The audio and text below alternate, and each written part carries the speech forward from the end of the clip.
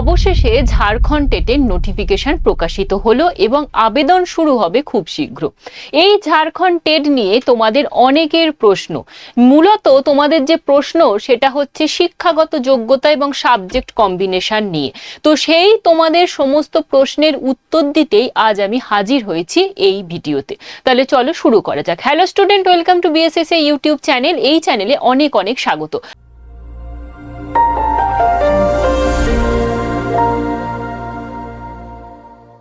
আজকে আমাদের আলোচনার বিষয় হচ্ছে ঝাড়খণ্ডের 2026 সেই সংক্রান্ত কয়েকটি আলোচনা, বিশেষত শিক্ষাগত যোগ্যতা, বয়সসীমা তোমরা ছাড় পাবে কিনা সেই সংক্রান্ত আলোচনা, পাশাপাশি হচ্ছে ঝাড়খণ্ডে ডোমিসাইল আছে কিনা সেই বিষয়টাও কিন্তু আলোচনা করব আজকের এই ভিডিওতে।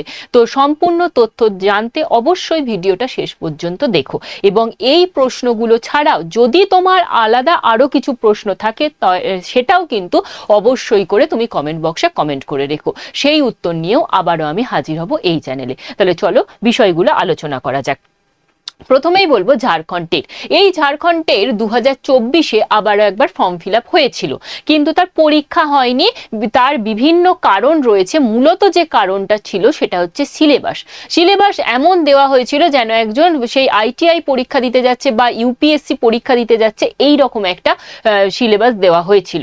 তো সেই কারণেই বিভিন্ন রকম ঘটনা ঘটেছিল, আন্দোলন হয়েছিল, যার ফলে পরীক্ষা হয়নি এবং আবারও করে নতুন করে ফর্ম ফিল আপ হতে চলেছে এবং পরীক্ষা এবার হবে, কারণ এবারে সিলেবাস কিন্তু তড়িঘড়ি দিয়েই দিয়েছে।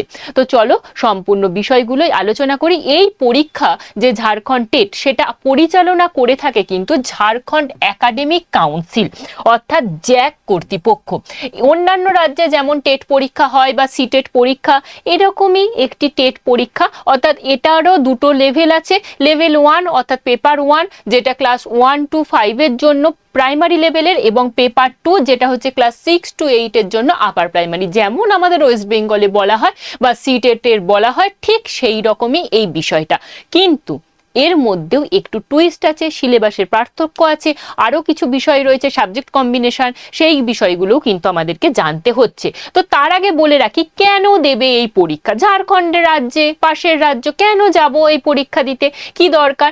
তো তোমাকে কেন তুমি এই পরীক্ষাটা দেবে সেই কয়েকটি কারণ আমি নিয়ে এসেছি, একটু মিলিয়ে নাও তুমি আমার সাথে একমত কিনা। যদি একমত হও তাহলে অবশ্যই কমেন্ট বক্সে কমেন্ট করো। প্রথমত, এই পরীক্ষাটি একটি স্থায়ী সরকারি চাকরির পরীক্ষা, এবং এখানে ঝাড়খণ্ডের রাজ্যের যে সমস্ত সরকারি বিদ্যালয়ের শিক্ষকতা সুযোগ দেওয়া হবে সেই সুযোগটা তুমি পাবে। যেমন আমাদের এখানে টেট পরীক্ষা দিলেই কিন্তু চাকরি নয়, এক্ষেত্রেও ঠিক তাই, টেট পরীক্ষা চাকরি নয়, কিন্তু ঝাড়খণ্ডে যখন সরকারি বিদ্যালয়গুলোতে নিয়োগ হবে তখন তুমি কিন্তু পরীক্ষাটা দিতে পারবে, তার পরীক্ষা।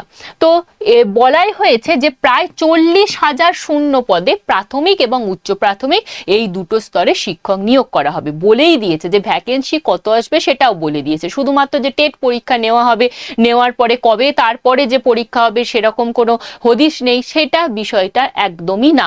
এখানে কিন্তু একদম প্রপারলি বলে দেওয়া হয়েছে যে এই টেট পরীক্ষার পরে 40,000 শূন্য পদে কিন্তু নিয়োগ করা হবে। সুতরাং পরীক্ষা হবে এবং সেই পরীক্ষাতে বসার সুযোগও তুমি পাবে। সুতরাং টেট পরীক্ষাটা দিয়ে রাখতে হচ্ছে। এবং আবার যেটা বললাম, এটি অবশ্যই একটি স্থায়ী সরকারি চাকরির পরীক্ষা। ঝাড়খণ্ডে এখনো পর্যন্ত সেই অর্থে ডোমিসাইল নেই। যেমন আমরা বিহারে দেখছি ডোমিসাইল আছে, এখানে কিন্তু সেই অর্থে এখনো ডোমিসাইল নেই। তাহলে কি রকম আছে? শুধু ওই একটাই বিষয় যে এসসি এসটি এইরকম হবে না, সবাই বাইরের রাজ্যের সমস্ত পরীক্ষার্থীরাই কিন্তু জেনারেল হিসাবে গণ্য হবে। ডোমিসাইল অর্থে এইটুকুনি বিষয়ই বলা হয়েছে। আর সব থেকে যে বড় বিষয়টা হচ্ছে, আমাদের পাশের রাজ্য ঝাড়খণ্ড, কিছু সময় যদি তুমি জার্নি করো তাহলেই কিন্তু বাড়িও চলে আসতে পারবে। সুতরাং এমন বিষয় নয় যে যাতায়াতের অনেক সমস্যা, সেরকম নয়। অবশ্যই তোমাকে ঝাড়খণ্ডে থেকে চাকরিটা করতে হবে, কিন্তু তাও কিছু সময় যদি তুমি ট্রেন জার্নি করো তাহলেই বাড়ি চলে আসতে পারছো। তো সুতরাং এই সমস্ত কিছু দিক দিয়ে যদি বলা যায় তাহলে অবশ্যই এই পরীক্ষাটা একটা ভালো। আর আমাদের পশ্চিমবঙ্গের কি অবস্থা সেটা তো তোমরা সকলেই জানো। এরপর চলে আসি বয়সসীমা। বয়সসীমাতে বলাই হয়েছে নোটিফিকেশনে যে 1/8/2026 অনুযায়ী তোমার বয়সসীমা হতে হবে ন্যূনতম 21 বছর, এবং আপার এজ লিমিট যদি বলো, টেটের ক্ষেত্রে কোনো কিন্তু আপার এজ লিমিট নেই। সিটেটের ক্ষেত্রেও আমরা তাই দেখি, বা প্রাইমারি টেট, আপার প্রাইমারি সবের ক্ষেত্রে কিন্তু আপার এজ লিমিট নেই।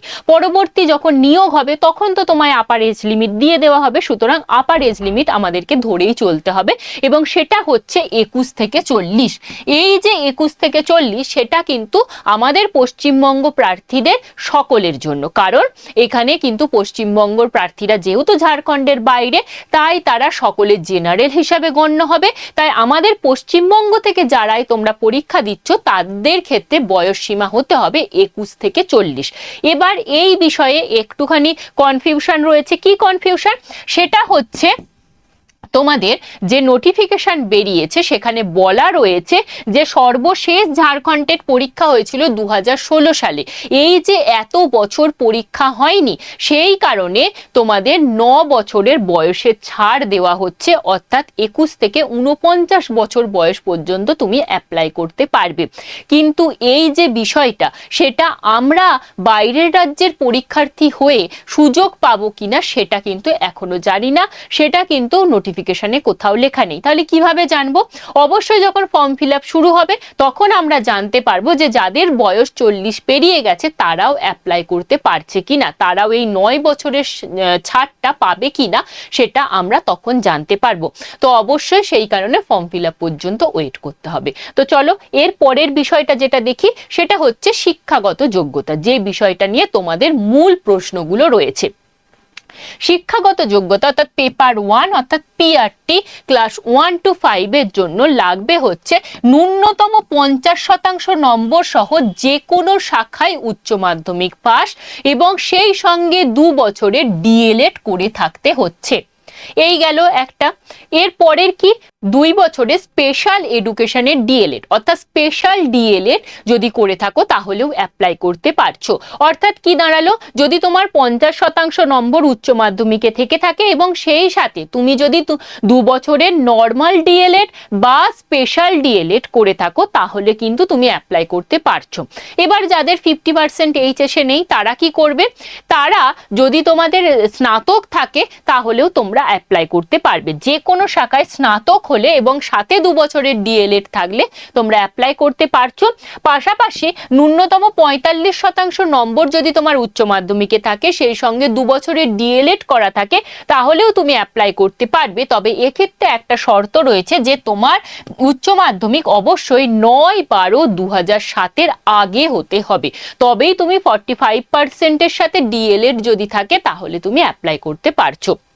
এই গেল পিআরটি লেভেল। আশা করছি বুঝতে পারলে। তোমাদের এখানে মূল যে প্রশ্ন, সেই প্রশ্নটা হচ্ছে যে স্পেশাল ডিএলএড যারা করে রয়েছে তারা বসতে পারবে কিনা। হ্যাঁ, তোমরা বসতে পারছো। পরবর্তী আমরা যাব 6 to 8, যেখানে মূল অনেক সমস্যা রয়েছে। এই 6 to 8 এর জন্য প্রথমেই যে বিষয়টা সেটা হচ্ছে যে কোনো শাখায় স্নাতক হলে এবং তার সাথে যদি 2 বছরের তোমার ডিএলএড থাকে তাহলে তুমি অ্যাপ্লাই করতে পারছো। অর্থাৎ যদি তোমার স্নাতক এবং ডিএলএড যদি করা থাকে তাহলে তুমি পিআরটি লেভেলের পরীক্ষাও দিতে পারছো, আবার তুমি আপার প্রাইমারি লেভেলের পরীক্ষাও দিতে পারছো। দুটো পেপারের পরীক্ষায় তুমি দিতে পারছো যদি তোমার ডিএলএড করা থাকে। এবার আমি যাব বিএড এর পোর্শনে। বিএড এর পোর্শনের ক্ষেত্রে তোমাকে ন্যূনতম 50% নম্বর সহ স্নাতক বা স্নাতকোত্তর, তোমার গ্র্যাজুয়েশনে 50% নেই কিন্তু তোমার মাস্টার্সে 50% আছে, তাহলে তুমি অ্যাপ্লাই করতে পারছো, এবং তার সাথে অবশ্যই করে 2 বছরের বিএড থাকতে হচ্ছে। একইভাবে 2 বছরের যদি তোমার স্পেশাল বিএড থাকে তাহলেও তুমি অ্যাপ্লাই করতে পারছো।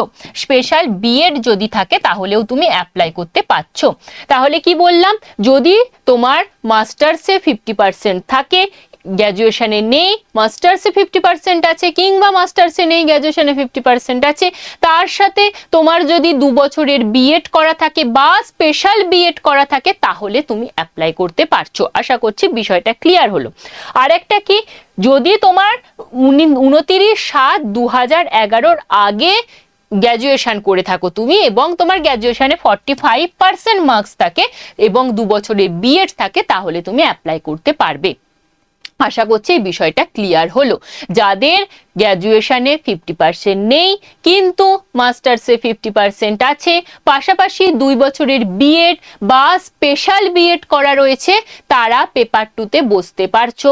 যাদের ডিএলএড রয়েছে, পাশাপাশি গ্র্যাজুয়েশন রয়েছে এবং গ্র্যাজুয়েশনের সেক্ষেত্রে কোনো 50% মার্কসের বিষয় নেই, তারা তোমরা পেপার 1 পেপার 2 দুটোতেই বসতে পারছো। যদি এই বিষয়টা ক্লিয়ার হয় তাহলে অবশ্যই একটা সিএল লিখবে কমেন্টে, আর যদি কোনো প্রশ্ন থাকে অবশ্যই কমেন্ট বক্সে কমেন্ট করে রাখবে। সমস্ত উত্তর নিয়ে আবারও এই চ্যানেলে হাজির হব। তো চলো এর পরের যে বিষয় সেগুলো একটু দেখে নিই, সেটা হচ্ছে সাবজেক্ট কম্বিনেশন। ম্যাডাম নোটিফিকেশনে তো সাবজেক্ট কম্বিনেশন দেওয়া নেই। হ্যাঁ বাবু, সাবজেক্ট কম্বিনেশন দেওয়া নেই, কারণ টেটের ক্ষেত্রে সাবজেক্ট কম্বিনেশন লাগে না। কিন্তু তুমি তো শুধু টেট পাস করে বসে থাকবে না, টেটের পর তুমি প্রাইমারি লেভেলে বসবে বা তুমি আপার প্রাইমারি লেভেলে বসবে, সেক্ষেত্রে তো সাবজেক্ট কম্বিনেশনের প্রয়োজন, তাহলে সেটা তোমার জানা প্রয়োজন। এবার বলে রাখি, প্রাইমারির ক্ষেত্রে সাবজেক্ট কম্বিনেশনের কোনো বিষয় নেই, কারণ তুমি এইচএস লেভেল, যে কোনো শাখায় এইচএস লেভেল হলেই তুমি এই পরীক্ষায় বসতে পারছো। তাহলে তোমার কোথায় লাগছে না, তোমার আপার প্রাইমারির ক্ষেত্রে লাগছে। কারণ আপার প্রাইমারির ক্ষেত্রে যখন তুমি টিচার হবে, সেক্ষেত্রে 3টে বিভাগের টিচার নিয়োগ করা হয়। কি কি? একটা হচ্ছে ল্যাঙ্গুয়েজ টিচার, একটা হচ্ছে সোশ্যাল সায়েন্স টিচার, আর একটা হচ্ছে ম্যাথ অ্যান্ড সায়েন্স টিচার। তাহলে ল্যাঙ্গুয়েজ টিচারটা বলি। ল্যাঙ্গুয়েজ টিচারের ক্ষেত্রে হিন্দি, ইংরাজি, সংস্কৃত, উর্দু, বাংলা যে কোনো একটা সাবজেক্টের তুমি হয়তো টিচার হতে চাইছো। ধরে নাও তুমি সংস্কৃত সাবজেক্টের টিচার হতে চাইছো, তাহলে কি করতে হবে? তোমার গ্র্যাজুয়েশনে 3 বছরের সংস্কৃত পড়ে থাকতে হবে। অর্থাৎ গ্র্যাজুয়েশনে 3 বছরের সংস্কৃত অনার্স হোক, পাস হোক, যদি তুমি পড়ে থাকো তাহলেই অ্যাপ্লাই করতে পারবে, কিন্তু মাস্টার্সের ক্ষেত্রে না। মাস্টার্স দেখিয়ে যদি তুমি করো তাহলে সংস্কৃত সে টিচার হিসাবে তুমি মাস্টার্স করেছো এবং সেক্ষেত্রে কিন্তু গ্র্যাজুয়েশনে 3 বছরের সংস্কৃত পড়ে থাকতেই হবে, তবেই অ্যাপ্লাই করতে পারবে। 2 বছরের সংস্কৃত পাস করে থাকলে হবে না, এইটা মাথায় রাখবে। 3 বছরে যে ল্যাঙ্গুয়েজ টিচার হিসাবে তুমি নিয়োগ হতে চাইছো, যে সাবজেক্টের, সেই সাবজেক্টটা কিন্তু অবশ্যই 3 বছর গ্র্যাজুয়েশনে পড়ে থাকতে হচ্ছে। আশা করছি ক্লিয়ার হলো। যদি ক্লিয়ার হয় সিএল লিখবে, না ক্লিয়ার হলে কমেন্ট বক্সে কমেন্ট করবে। চলো এরপর যাব সোশ্যাল সায়েন্স টিচার। এটা নিয়ে মূলত প্রশ্ন। সোশ্যাল সায়েন্স টিচারের ক্ষেত্রে বলা হচ্ছে আর্টস, হিউম্যানিটিস, কমার্স বা ম্যানেজমেন্ট। এখানে ম্যানেজমেন্টাল, এখানে ম্যানেজমেন্টও রয়েছে। এই বিষয়গুলোতে যদি তোমার গ্র্যাজুয়েশন করা থাকে তাহলে তুমি অ্যাপ্লাই করতে পারবে। কিন্তু এখানে কয়েকটা সাবজেক্ট বলে দিয়েছে। কি কি subject? History, geography, pol science, economics, sociology, accountancy, business. এই যে 7টা সাবজেক্ট রয়েছে, এই 7টা সাবজেক্টের মধ্যে 2টো সাবজেক্ট তোমাকে গ্র্যাজুয়েশনে পড়ে থাকতে হবে, তাহলে তুমি সোশ্যাল সায়েন্স টিচার হিসাবে অ্যাপ্লাই করতে পারবে। কোন ক্ষেত্রে না, পরবর্তী যখন তুমি পরীক্ষা দেবে আপার প্রাইমারি টিচারের, তখনের জন্য। এই ঝাড়খণ্ড টেটের জন্য কোনো সাবজেক্ট কম্বিনেশন নেই, কিন্তু পরবর্তী পরীক্ষাতে তোমার সাবজেক্ট কম্বিনেশন লাগবে। তাই এখন থেকে তোমার সাবজেক্ট কম্বিনেশন বিষয়টা জানাটা জরুরি। কারণ তুমি টেট পরীক্ষা দিলে, টেট পরীক্ষা পাস করলে, টেট সার্টিফিকেট রইলো, কিন্তু পরবর্তীকালে যখন ফর্ম বেরোলো আপার প্রাইমারির জন্য, তখন তুমি গিয়ে দেখছো যে সোশ্যাল সায়েন্স টিচার হিসাবে তুমি অ্যাপ্লাই করতে পারছো না। কেন না? তোমার সাবজেক্ট কম্বিনেশন মিলছে না। তো সেই কারণে সাবজেক্ট কম্বিনেশন অবশ্যই জেনে নাও। এরপর হচ্ছে math and science teacher. Math and science টিচারের ক্ষেত্রে হচ্ছে science, engineering, technology, agriculture, math. এই বিষয়ে যদি তোমার গ্র্যাজুয়েশন থাকে তাহলেই তুমি অ্যাপ্লাই করতে পারছো। তবে এক্ষেত্রে কি বলা হচ্ছে না, 10+2 অর্থাৎ এইচএসে তোমার math, physics, chemistry, botany, zoology এই সাবজেক্টগুলোর মধ্যে যে কোনো 2টো সাবজেক্ট এইচএস লেভেলে পড়ে থাকতে হচ্ছে, তাহলেই তুমি ম্যাথ অ্যান্ড সায়েন্স টিচার হিসাবে অ্যাপ্লাই করতে পারবে। আশা করছি এই বিষয়টা ক্লিয়ার হলো। যদি ক্লিয়ার না হয় অবশ্যই কমেন্ট বক্সে কমেন্ট করে রাখো। চলো এরপরে তোমাদের আরো কিছু প্রশ্ন, সেই প্রশ্নগুলো একটু আলোচনা করি। আমার এডুকেশন সাবজেক্ট, আমি কি অ্যাপ্লাই করতে পারবো? দেখো, তোমার এডুকেশন সাবজেক্ট হোক, সেখানে যদি তোমার পাশে হিস্ট্রি, জিওগ্রাফি, পলিটি, ইকোনমিক্স, তারপর তোমার সোশিওলজি, এই সাবজেক্টগুলোর মধ্যে যে কোনো 2টো সাবজেক্ট থেকে থাকে, তাহলে অবশ্যই তুমি অ্যাপ্লাই করতে পারবে, কোনো সমস্যা তাতে নেই। ক্লিয়ার হয়েছে? পরবর্তী প্রশ্ন, আমি বিসিএ করেছি, আমি কি এই পরীক্ষা দিতে পারবো? দেখো, বিসিএ এর ক্ষেত্রে বলে রাখি, এখানে নোটিফিকেশন মানে 2023-এর যে নোটিফিকেশনটা আমি একটু দেখালাম তোমাকে, যেখান থেকে সাবজেক্ট কম্বিনেশনের বিষয়গুলো বললাম, সেখানে কিন্তু স্পষ্টত দেওয়া ছিল না যে বিসিএ করে থাকলে তুমি অ্যাপ্লাই করতে পারবে কিনা, কিন্তু পরবর্তীকালে দেখা গেছে যে যাদের বিসিএ আছে তারা অ্যাপ্লাই করেছে, কিছুজন চাকরিও পেয়েছে, তারা চাকরি করছেও। তো সুতরাং তাতে কোনো সমস্যা নেই, তুমি টেট পরীক্ষা দিতে পারছো এবং পরবর্তীতেও তুমি পরীক্ষায় বসতে পারছো যদি 2023-এর নিয়ম মানা হয়। এরপর স্নাতকে আমার 50% নেই, তাহলে কি করব? স্নাতকে যদি তোমার 50% না থাকে, যদি তোমার মাস্টার্সে 50% থাকে, তাহলে তুমি বসতে পারছো, কোনো সমস্যা নেই। আর যদি তোমার ডিএলএড করা থাকে, তাহলে তো স্নাতকের নাম্বারের কোনো প্রয়োজনই নেই, তাহলে তুমি দুটো পেপারেই বসতে পারছো, পেপার 1 পেপার 2 দুটোতেই। আশা করছি ক্লিয়ার হলো। পরের বিষয়টা, বিএড আমার কমপ্লিট হয়নি, আমি কি আবেদন করতে পারবো? মোস্ট ইম্পর্টেন্ট, অর্থাৎ অ্যাপিয়ারিং স্টুডেন্টরা ডিএলএড বা বিএড এর ক্ষেত্রে বলবো যে এখানে বলে দেওয়াই রয়েছে যে অ্যাপিয়ারিং স্টুডেন্টরা অ্যাপ্লাই করতে পারবে, কিন্তু যদি ওই জেটেট রেজাল্ট বেরোনোর মধ্যে তোমার বিএড বা ডিএলএড এর রেজাল্ট বেরিয়ে যায়, তাহলে কোনো সমস্যা নেই। আমি বলবো যাদের 2024-26 সেশন, তারা অ্যাপ্লাই নিশ্চিন্তে করতে পারবে, কোনো সমস্যা হবে না। আশা করছি ক্লিয়ার হলো। তবে এই বিষয়টা কেন কি বললাম, এই বিষয় নিয়ে আরেকটি পরবর্তী ভিডিও আসবে, সেই বিষয়টা একটু দেখে নিও, তাহলে এই অ্যাপিয়ারিং স্টুডেন্টরা অ্যাপ্লাই করতে পারবে কিনা সেই বিষয়টা তোমাদের কাছে পুরোপুরি ক্লিয়ার হয়ে যাবে। এই ছিল তোমাদের মূলত প্রশ্ন। এছাড়াও যদি তোমাদের আরো কিছু প্রশ্ন থাকে, অবশ্যই কমেন্ট বক্সে কমেন্ট করে রাখো, সমস্ত উত্তর নিয়ে হাজির হব। এরপর একটু চলে যাই যে কবে থেকে ফর্ম ফিল আপ শুরু হবে, ডেটটা জানা most important. Form fill up তোমাদের শুরু হবে 21শে এপ্রিল থেকে এবং চলবে 21শে মে পর্যন্ত। তো যখন ফর্ম ফিল আপ শুরু হবে, আমি অবশ্যই step by step form fill আপের ভিডিও নিয়ে আসবো, সেই ভিডিও দেখে অবশ্যই ফর্ম ফিল আপ করে নেবে। এরপর যারা তোমরা প্রিপারেশন নিতে চাইছো, তাদেরকে বলি খুব ভালোভাবে প্রিপারেশন নাও, ঝাড়খণ্ডের দাও, কারণ বলেই দিয়েছে যে 40,000 রিক্রুটমেন্ট হবে। আর আমরা যদি দেখি যে এসএসসি আমাদের এসএলএসটির ঠিক সময় করে রিক্রুটমেন্ট হলো, নোটিফিকেশন বেরিয়েছিল, তার কিন্তু অবশেষে পরীক্ষাও হয়ে গেছে, সমস্ত কিছু রিক্রুটমেন্ট খুব ভালোভাবেই চলছে। তো সুতরাং এই পরীক্ষাও হবে এবং এর নিয়োগও হবে, পরবর্তী যে প্রাইমারি আপার প্রাইমারি স্তরের পরীক্ষাগুলো সেগুলোও হবে। তো নিশ্চিন্তে ঝাড়খণ্ডের পরীক্ষা এবারে দাও। এখানে তোমাদের আরো একটা প্রশ্ন হতে পারে যে যারা 2024-এ ফর্ম ফিল আপ করেছিলে তাদের কি হবে, তাদের জন্য বলবো একটু ওয়েট করো, পরবর্তী ভিডিওতে তোমাদের বিষয়টাও আমরা আনবো। তো যারা প্রিপারেশন নিচ্ছ তারা খুব ভালোভাবে জোর কদমে প্রিপারেশন নাও। আর যদি তোমরা আমাদের হাত ধরে প্রিপারেশন নিতে চাও, তাহলে বলবো আমাদের নতুন ব্যাচে কিন্তু ভর্তি শুরু হয়ে গেছে। ক্লাস শুরু হবে 16ই এপ্রিল থেকে। সেখানে ঝাড়খণ্ডের প্রতিটা সাবজেক্ট, অর্থাৎ সিডিপি, বাংলা, ইংরাজি, তার সাথে হিন্দি সাবজেক্ট তোমাকে পড়তে হচ্ছে বা সংস্কৃত সাবজেক্ট পড়তে হচ্ছে, সেই সাবজেক্ট পাশাপাশি তোমার প্রাইমারির ক্ষেত্রে ইভিএস, ম্যাথ, আপার প্রাইমারির ক্ষেত্রে এসএসটি অর্থাৎ সোশ্যাল স্টাডিজ এবং তোমার ম্যাথ অ্যান্ড সায়েন্স, সমস্ত বিষয়টাই আমাদের কিন্তু পড়ানো হচ্ছে। তাহলে কি হলো, পিআরটি লেভেলও আমরা পড়াচ্ছি এবং পেপার 1-এর সোশ্যাল স্টাডিজও পড়াচ্ছি, ম্যাথ অ্যান্ড সায়েন্সও পড়াচ্ছি, আমরা সবই পড়াচ্ছি। যদি তোমরা চাও তো আমাদের হাত ধরে অবশ্যই তোমার প্রিপারেশন নিতে পারো।